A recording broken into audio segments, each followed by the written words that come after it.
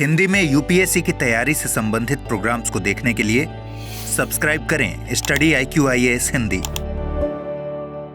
Hello दोस्तों, स्वागत है आप सबका स्टडी IQIAS हिंदी पे। और यूं तो ये वीडियो जो है बड़ा अनयूजुअल सा है। मैं हमेशा आपको बताता रहता हूं कि हिंदी साहित्य क्यों ले। हमेशा मैं बहुत सारे वीडियोस मैंने किए हैं स्ट्रेटजी को लेके, टॉपिक को लेके, विषयों को लेके, लेकिन आज पहली बार एक वीडियो लेके आपके सामने हाजिर हूं जहां पे मैं आपसे ये बता रहा हूं कि हिंदी साहित्य क्यों न ले।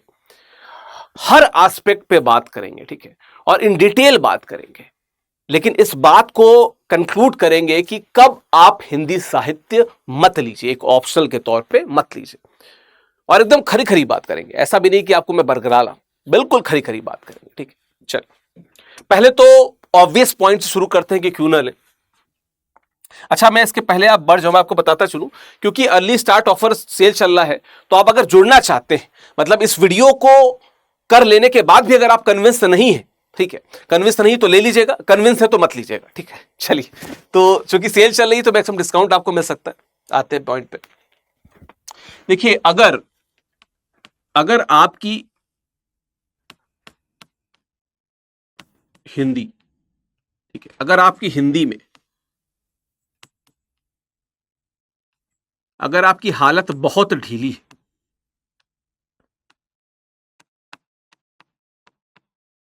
अगर आपकी हिंदी में हालत बहुत ज्यादा ढीली है, मत लीजिए। मतलब आपको हिंदी देखते ही आपको कपकपी छूटने लगे, ठीक है, आपकी आवाज स्पष्ट तरीके से नहीं जा पा रही, आप थथरा के कांप रहे हैं, मत लीजिए, जरूरत नहीं है, ठीक है। दूसरा क्या है, कब मत लीजिए?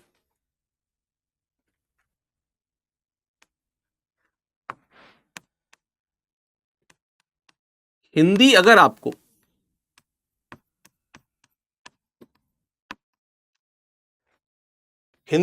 लिखनी, पढ़नी,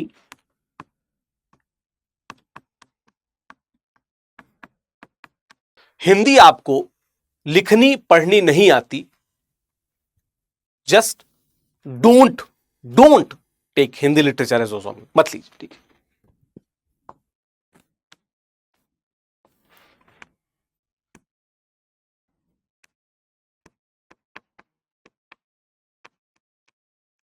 कहानियां, उपन्यास पढ़कर या कहानियां, उपन्यास, कविताएं पढ़कर अगर आपको मौत आ जाती है,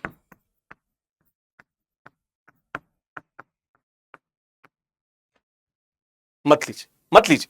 अगर ये पढ़ के मौत आ जाती, लगता है कि अब डूबे, कि अब डूबे, लगे कि अब सांस ही नहीं आ रही है, कहानी पढ़ ली है, मूवी देख ली है, गाना गा लिया है, अब मर जाएंगे, मत लीजिए। अगर ये कुछ बिंदु है, ये सीधे सीधे बिंदु है, अभी और बिंदु पे बात करेंगे, ठीक है। ये वो बिंदु है कि अगर आप हिंदी में हालत ढीली है, झुरझुरी, वो आजकल मीम भी चला है ना, सरसराहट, कपकपाट, थरथराहट, अगर वो है तो मत लीजिए। हिंदी लिखनी पढ़नी नहीं आती, ठीक है, आपके लिए हिंदी जिब्रिश जैसे है, अब्बा डब्बा जब्बा, मत लीजिए। कहानियां, उपन्यास, कविताएं पढ़कर मौत आती है, लगता है कि यार कि एक और लाइन कहानी की पढ़ ली ना, गाने के एक और बोल गा लिए, सुन लिए, तो अब सीधे यमराज भैंसे पे चले आएंगे, तो मत लीजिए, ठीक है। चलिए, और बात करने का,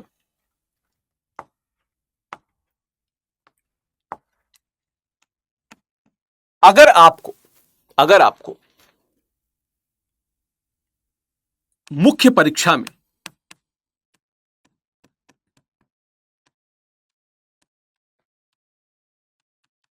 ठीक है स्ट्रगल करना पसंद है,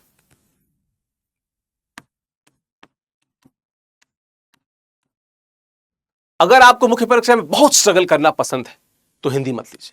क्योंकि हिंदी के साथ थोड़ा सा एक दुर्भाग्य से, लेकिन प्लस पॉइंट क्या जुड़ जाता है कि हिंदी के साथ में, हिंदी भाषा के साथ में क्या हो जाता है, हिंदी भाषा के साथ में क्या होता है, आपका जो निबंध है, ठीक है, जो हिंदी क्वालिफाइंग का पेपर होता है पूरा, हिंदी क्वालिफाइंग पूरा, और आर्ट एंड कल्चर में जो साहित्य का भाग है, ठीक है, और निबंध, सॉरी निबंध कह रहा हूं, निबंध तो लिखवा ही चुका हूं, इथिक्स यानी कि नीति शास्त्र।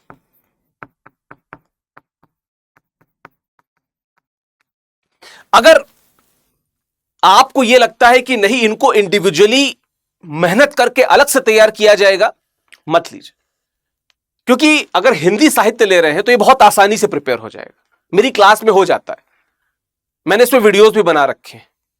तो अगर आपको लगता है कि नहीं हमको आसान रास्ता नहीं चाहिए, हमको बिल्डिंग कूद के जाना है, सीढ़ी से लिफ्ट से नहीं जाना है, तो आप मत लीजिए, क्योंकि ये हिंदी थोड़ा सा दुर्भाग्य यह है कि हिंदी इन चीजों को आसान कर देती है, इन विषयों पे, इन टॉपिक्स पे एक्स्ट्रा नंबर दिला देती है, तो मत लीजिएगा, ठीक है। और कब ले सकते हैं आप? नहीं ले सकते।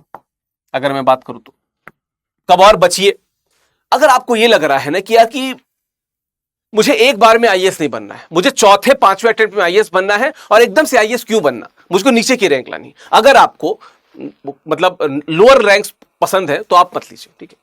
अगर आपको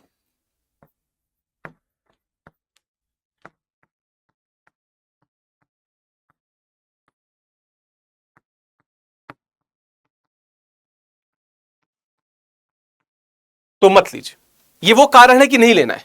तो अगर आपको आईएएस आईपीएस एक बार में नहीं बनना है, मतलब कुल मिला के लबोलब ये कि अगर आपको ये लगता है कि एकदम से मुख्य परीक्षा में ज्यादा नंबर आ गए तो आईएएस बनना पड़ जाएगा, ट्रेनिंग करनी पड़ जाएगी, मत लीजिए, मत लीजिए। मैं एकदम बहुत ही साफ दिल से बोल रहा हूं, इस समय इस ब्रह्मांड में मुझसे साफ दिल से कोई है ही नहीं जो ये बातें आपको बता रहा है कि मत लीजिए, ठीक है।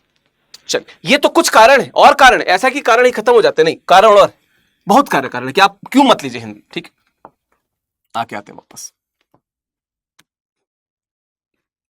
अगला कारण क्या है?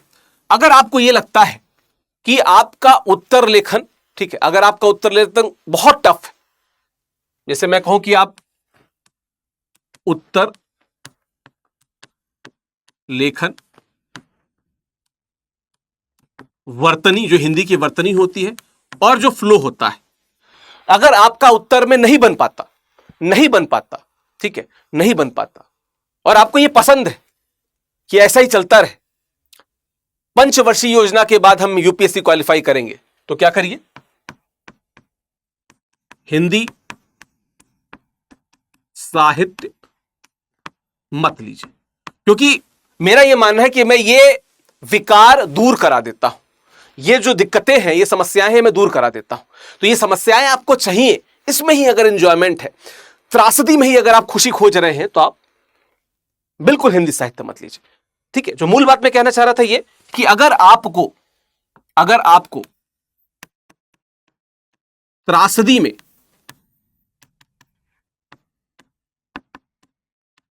खुशी अच्छी लग रही है, ठीक है, तो आप साहित्य मत लीजिए। आप क्या करिए, आप साहित्य मत लीजिए। त्रासदी को खूब सेलिब्रेट कीजिए, 5 साल नहीं, 9 साल में, 10 साल में यूपीएससी क्लियर कीजिए। नहीं हो रहा मत कीजिए, जिंदगी में वैसे भी दिक्कतें हैं। आईएएस अधिकारी भी बाद में 1 वर्ष के समय के बाद वो भी मृत्यु को प्राप्त होते ही हैं, तो वो भी मृत्यु, क्यों बनना आईएएस अधिकारी? कुल मिला के अगर आप आईएएस अधिकारी नहीं बनना चाहते हैं, ठीक है, कुल मिला के अगर आप आईएएस बनना चाहते हैं,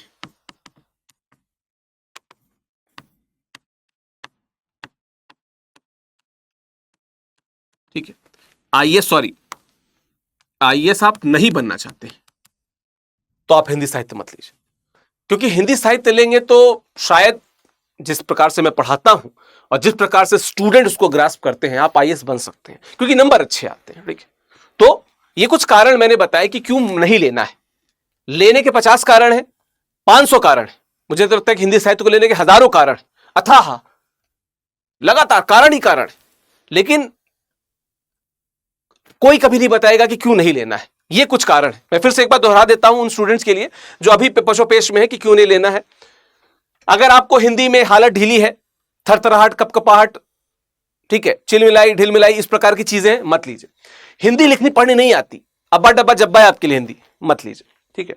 कहानियां, उपन्यास, कविताएं पढ़ के मौत आती है कि अगर किसी ने एक शायरी कह दी, कहीं से एक अच्छी आपने क्या कहते हैं कविता सुन ली, कोई अच्छा गाना सुन लिया और एकदम से आपको लगा कि यमराज भैंसे में वही क्या कहते हैं अपने सारे अस्त्र शस्त्र लेके खड़े, मत देखिए, ठीक है।